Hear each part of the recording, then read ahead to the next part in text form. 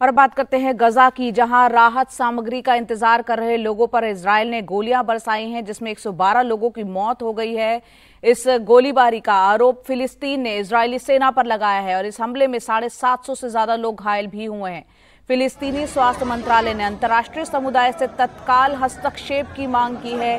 फिलिस्तीनी प्रशासन ने इस घटना को बर्बर नरसंहार बताया है। आपको ये भी बता दें कि इजराइल की तरफ से इसमें जो सफाई दी गई है, ये कहा गया है कि राहत सामग्री से भरे ट्रकों से कुचलकर लोगों की मौत हुई है। क्या कुछ वहां पर हुआ है, इस पर हम अपडेट उमाशंकर सिंह से लेंगे। लेकिन यहां पर सोशल मीडिया एक्स पर इजरायली डिफेंस फोर्स ने जो ट्वीट किया है उसकी भी जानकारी आपको हम दे देते हैं। इसमें लिखा है कि मानवीय सहायता वाले ट्रक उत्तरी गजा में घुसे थे। स्थानीय लोगों ने ट्रकों को घेर लिया और सामानों को लूट लिया।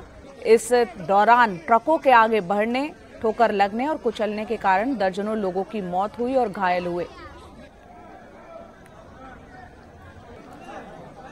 हमारे सहयोगी उमाशंकर सिंह हमारे साथ जुड़ रहे हैं। उमा, अभी तक जो ये युद्ध चला है, हम देख रहे हैं गजा में 30,000 से ज्यादा लोग मारे जा चुके हैं, जिसमें 21,000 से ज्यादा महिलाएं और बच्चे रहे हैं।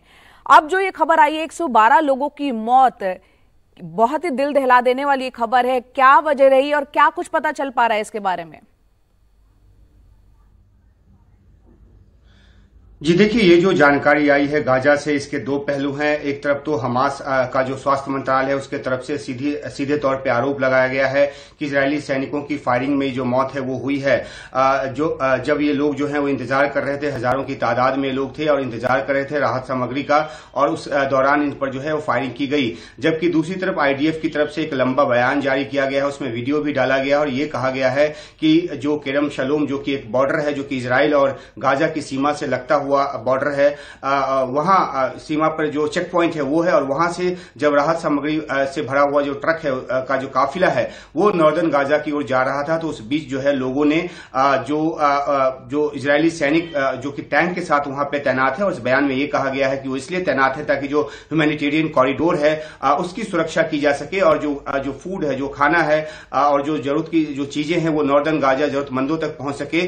उस प्रक्रिया में जब लोगों ने हमला किया तो उसके बाद जो है उनकी मौत हुई, क्योंकि उनकी तरफ उसके बाद फायरिंग की गई। ये बार बार उसमें सफाई देने की कोशिश की गई है कि जो ट्रकों का काफिला था उसको इंगित करके फायरिंग नहीं की गई। लेकिन हम सभी जानते हैं कि आखिरकार इतनी बड़ी तादाद में गाजा में जो इजरायली सैनिकों की तैनाती है वो किस वजह से है, और खासतौर पर नॉर्दर्न गाजा, जहां पर कि खुद ही इजराइल की तरफ से कहा जा चुका है कि ऑपरेशन पूरा हो चुका है, हमास का नेटवर्क वहां पे पूरी तरह से तबाह किया जा चुका है, तो वहां पर भी जो इजरायली फोर्स है उसकी तैनाती अभी तक बनी हुई है। लाखों की तादाद में गाजा में लोग हैं जिनके सामने भुखमरी की समस्या है।